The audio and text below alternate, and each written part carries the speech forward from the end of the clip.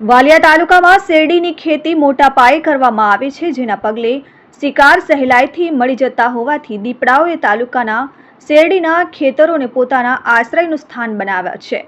ત્યારે વાલિયા તાલુકામાં દીપડાઓની સંખ્યામાં વધારો થયો છે। તેવામાં છેલ્લા ઘણા સમયથી તાલુકાના મોદલિયા ગામની બદામ કંપની, પથ્થરિયા અને ડુંગરી, સિલુડી તેમજ વટારિયા ગામની સીમમાં દીપડાઓ નજરે પડ્યા હોવાના વિડીયો સામે આવ્યો છે, જેના કારણે ગ્રામજનોમાં ભયનો માહોલ જોવા મળ્યો હતો।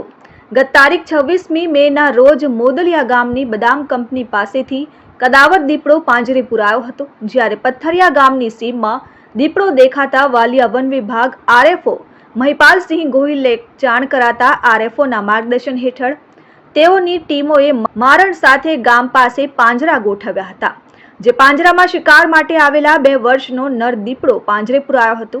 આ અંગેની જાણ થતાં જ વન વિભાગની ટીમે રેસ્ક્યુ ઓપરેશન હાથ ધરી દીપડાને સહી સલામત વન વિભાગની કચેરીએ લાવી વેટરનરી ડોક્ટર મારફતે તપાસ કરાવી તેને જંગલ વિસ્તારમાં મુક્ત કરવાની તજવીજ હાથ ધરી છે। Dharmesh Patel, RN news, Ankleshwar.